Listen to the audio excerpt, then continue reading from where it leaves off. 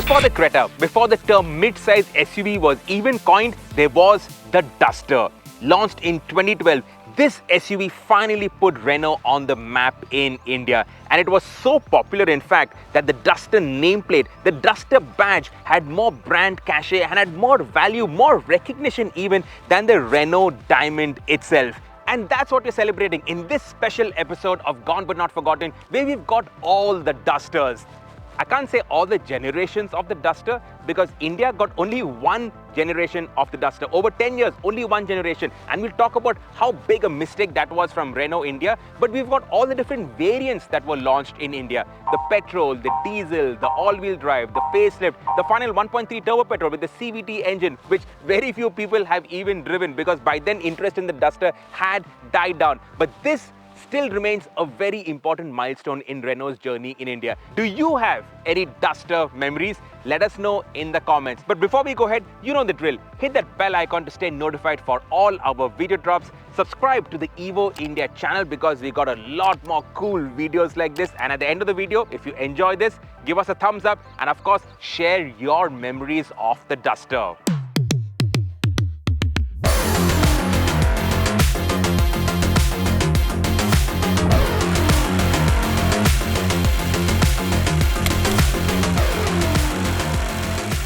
Before we talk about the Duster, we have to pay homage to the father of the Duster, who was also the father of the Logan, an even more significant product for Renault globally. And later on, he fathered the Kwid, which was a significant product for Renault in India. Gerard Dutrouxbe, he joined Renault in 1971. He was a university mathematician and professor, and he joined Renault to teach them how to use computers. Then he was put in charge of projects, powertrain, and eventually, when Renault bought Dacia, back then a Eastern European basket case of a brand, similar to Skoda before Volkswagen bought them over, he was put in charge of the MO project, which was to create a car at half the cost of the cheapest Renault car back then.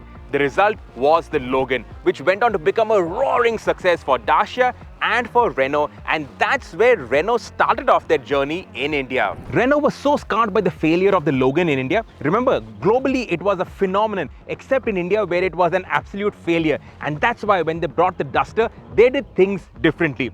So first, along with their alliance partners Nissan, they set up a brand new facility in Oragadam near Chennai.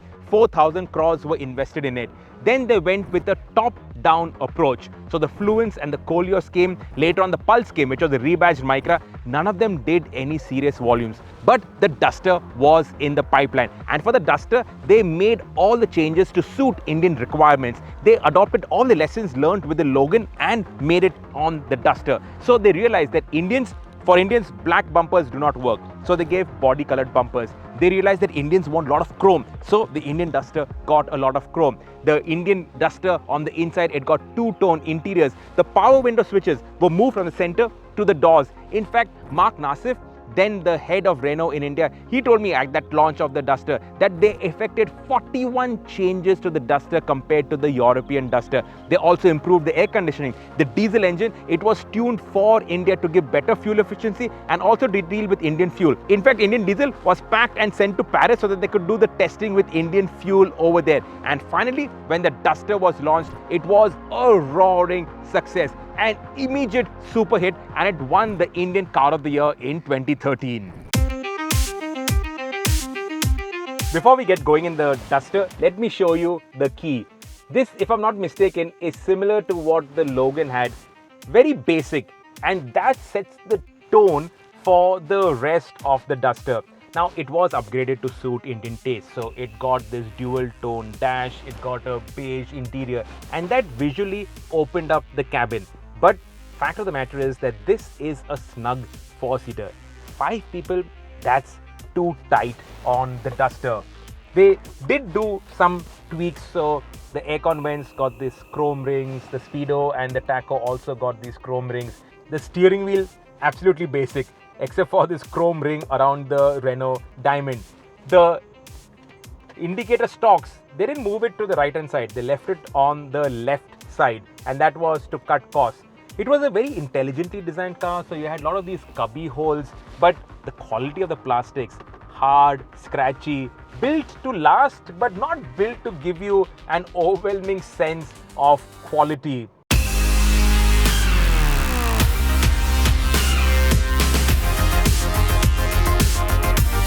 Duster was built on the BO platform, which was adapted from the MO platform. The MO platform was the Logan platform, which was designed with a very sharp eye on keeping costs in check. No unnecessary frills.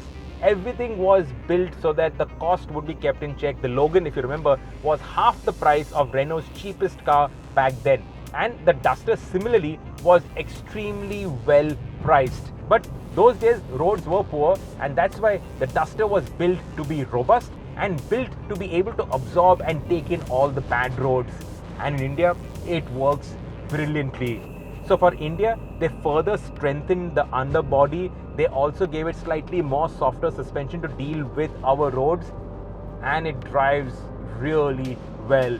Probably the Taygun and Kushaq ride as well as the Duster, but the ride comfort on the Duster is just brilliant. It's an excellent car to go on long road trips with, and that was the whole origin of the gang of Dusters, because this is so nice to drive on long distances that everybody enjoyed going out on road trips with their Dusters. Even the handling is good. Of course, there is body roll and all that, but it's safe. It's all done really well. In crash tests, the Duster in India without airbags scored 0 stars, but with airbags, it scored 3 stars. So not too bad. Back then, compared to a Creta, this ride comfort was much better. Now this version that we're driving is the petrol. It's a 1.6 litre 4-cylinder petrol engine, naturally aspirated, makes 102 bhp, 143 Newton meters of torque, and it does move. So again, remember, in 2012, any petrol engine that made over 100 bhp, any engine that made over 100 bhp was an N2 cutlet of an engine. And this is still a nice engine. So excellent refinement. And when you rev it above 3,500, 4,000 RPM, it also sounds nice. It's got a nice sporty touch to it. But no matter how good this petrol engine is, nobody wanted a petrol in a Duster. Everybody wanted the diesel.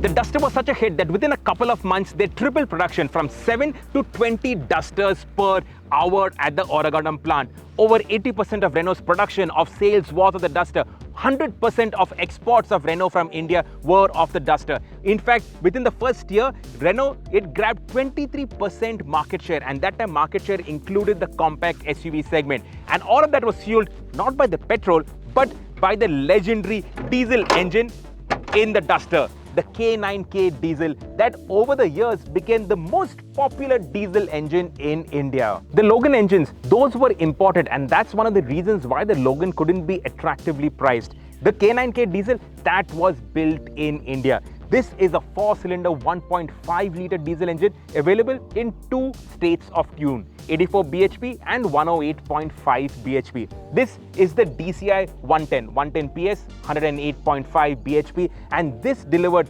decent performance, excellent fuel efficiency, decent refinement, and over the years, this became one of the most important and popular diesel engines in the country.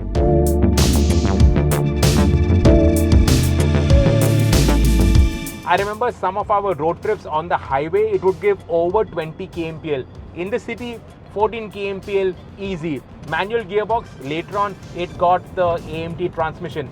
Now this is the 110 PS version, 108.5 bhp, and that got the 6-speed manual transmission. And I'm telling you, man, I still miss diesels. I really miss diesels. You get performance, you get fuel economy. Okay, you can hear the diesel engine, there is no mistaking this for anything else, but you don't have to scream, shout. It's a nice rumble. Everybody thought that once the new BS6 emission norms would come in, diesels would be finished, except Hyundai, Kia, Tata, Mahindra. They all said, no, diesels are still going to be there. They upgraded their diesels and they're continuing to sell diesel engines. Now, one thing I must point out on the Duster is that this had hydraulic power steering, which means you got feel. Yeah, baby, you got feel. But also, you felt a little too much. So, you got these solid kickbacks from the road, especially if you're going around a corner and there's a mid-corner bump. You got a solid kick from the steering wheel, and that was the hydraulic power steering. The clutch of the initial Dusters, that was also heavy. So you developed solid calf muscles. This was one of those best of all worlds kind of vehicle. And the diesel, at the expense of repeating myself 100 times, the diesel, man, the diesel, so good. I'm doing 40 kmph now. I'll stick it in 5th gear. You can put it into 5th gear at 40 kmph. And I think everybody drove like this to get 25 kmpl in the Dusters. But if you downshifted, drove it a little aggressively, you would get 0 to 100 in 12.5 seconds. So, like I said, diesel engine, performance, economy, refinement, ease of driving, that long-legged feel on the highway to be able to munch miles effortlessly. The diesel Duster, it did all of that.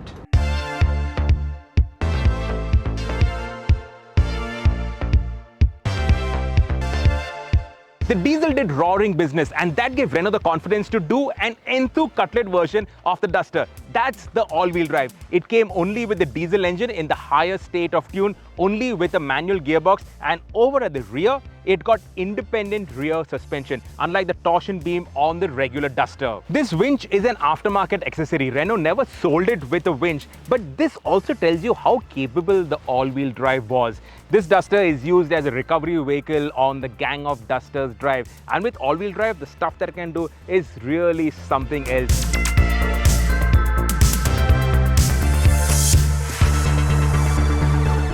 To me, the all-wheel drive was the finest of all the Duster variants.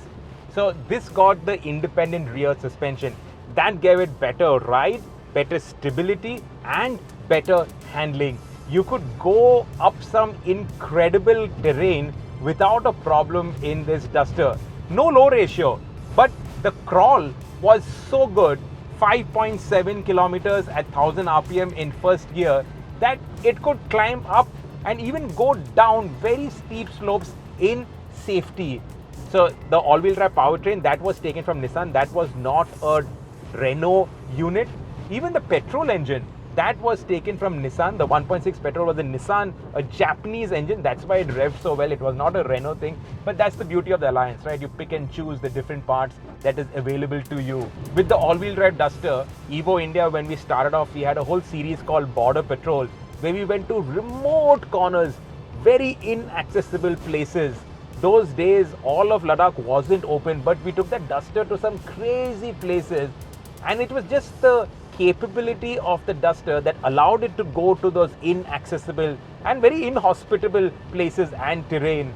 The all-wheel drive never got an automatic transmission, only had the manual, which is not a great manual in terms of the shift quality. It's okay, but unfortunately, not too many people realize just how much better the all-wheel drive Duster was compared to the other Dusters. I don't think Renault communicated it strong enough. This is the knob to activate all-wheel drive. Now, how it works is that you leave it in auto and it is front-wheel drive, but like for instance now when it is raining and if I hit a slushy patch, and when the system indicates that there is a loss of traction on the front wheels, that's when the power is sent to the rear axle to make sure that the Duster gets out of there. There is also a four-wheel drive lock. So up to 60 kmph, the torque is split 50-50 between the front and the rear axle. So that's good for when you're maybe going through the desert.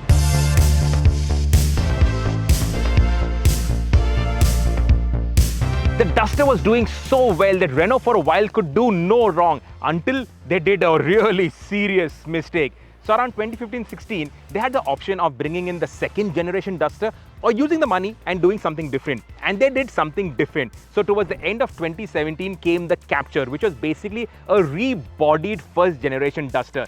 That bombed. And that meant Renault had no money to bring the second generation Duster. So all they could do towards the end of 2017 was the facelift on the Duster. It got these new headlamps that mimicked sort of the second generation Duster, little bit revision to the grille, more silver finish over here, revised tail lamps, and that's about it. The Duster had to soldier on and save Renault. So here's another example of how the Duster cut costs. It had a height adjust seat, but using that height adjust, and it was only like a one-step height adjust, was kind of awkward. So it would basically ramp up like this, and then to go back down there. On the inside, there are a few more changes. So you get this black panel on the center console, a touchscreen, infotainment. You have a different panel for the air conditioning. But in 2017, the Duster was still doing okay. Your volume controls on this kind of stalk on the right side, and you can't see what is what. So your fingers sort of need to get used to being positioned on the volume up and volume down buttons. Even though by now it was getting a bit old. So it was launched in 2012. This facelift was launched at the end of 2017. So say 2018. 6 years. The Duster was around for 6 years, but it continued to do well.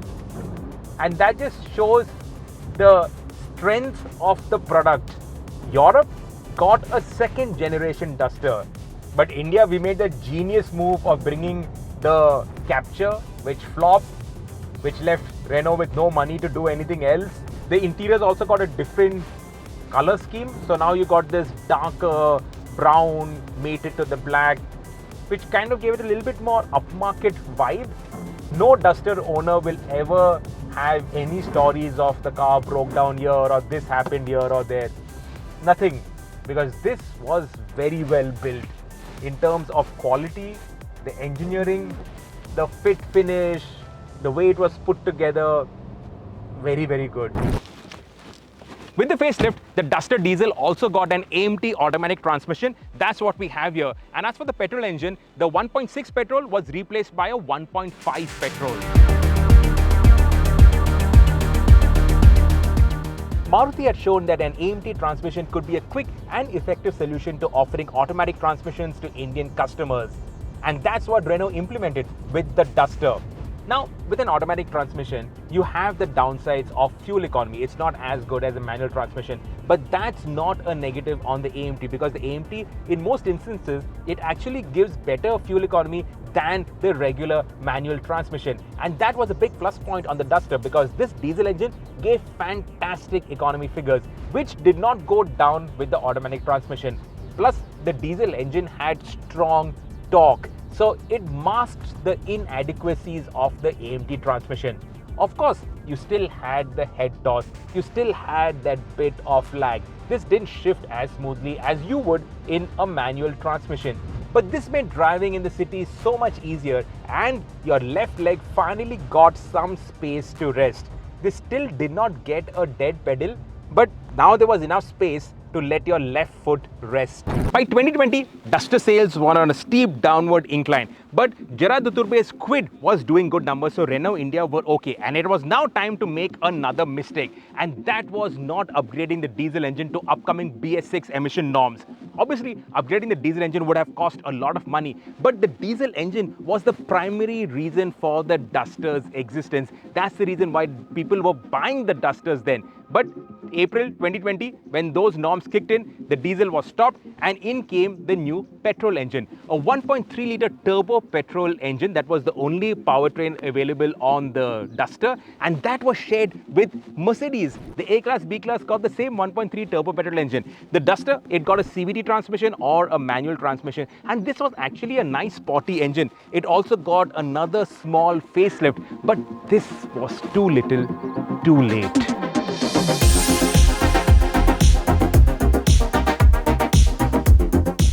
This is the 2020 Duster, the one that had the shortest life amongst all the Duster variants. This was launched to comply with the BS6 emission norms, so out went the diesel engine, and in came this new 1.3-litre petrol engine, a turbo-petrol engine, made 154 bhp, 254 Newton meters of torque, and this is a quick car.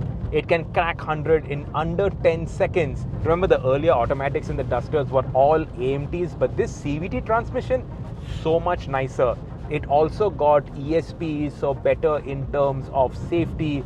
The interiors, these were upgraded. So the center console panel had some improvements, made it look a little different, though the infotainment remained the same. More chrome, So chrome around the aircon vents. The aircon vents were also different, so it was not the same round vents as in the past.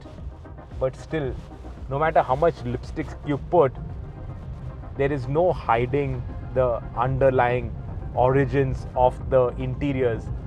On the exterior also, lots of lipstick, especially red lipstick in all those places. The facelift was actually more considerable than the earlier facelift. But again, how much can you do? How much can you flog the Duster? To me, this is still a handsome design, but it is an old design. It is dated. It has been around for so long now. With the CVT transmission, you have space for your left foot to rest. So that's convenient on longer drives. The steering, all the kickback that used to get in the steering, that has been reduced to a fair extent. So there have been a little bit refinements affected to the Duster, and it's an enthusiastic little puppy, a proper enthu cutlet. This could outrun the 1.6 liter petrol Creta back in when it was launched. Okay, not that long also, 2 years ago. The steering wheel also is new on the 2020 Duster. As a final hurrah, a send-off for the Duster, this turbo-petrol Duster was honestly the best of the breed. Yeah, sure, the diesel was something else, but the performance, refinement, everything, all those measurable aspects. Of course, you didn't get the same running cost of the diesel on this turbo-petrol, but otherwise, this really was the best, the finest of all the Dusters that were launched in India. One generation for 10 years. Wild.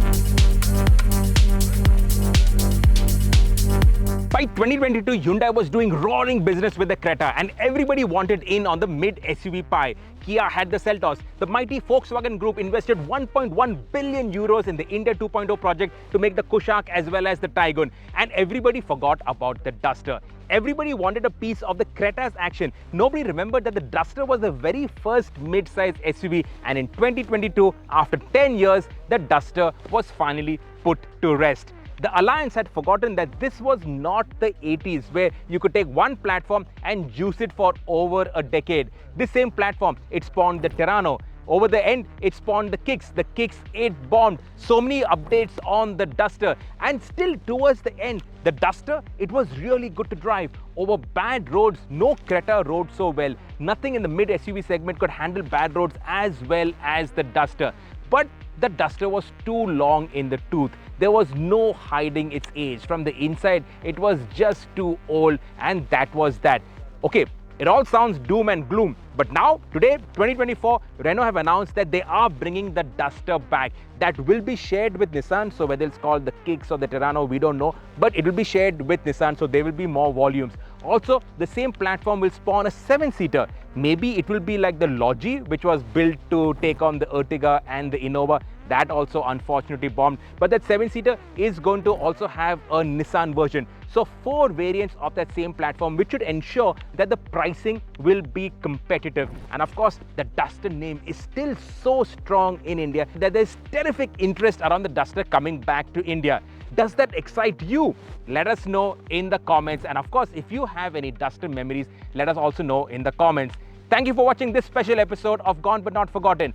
And if you have any recommendations on what we should be featuring on this series, again, let us know in the comments.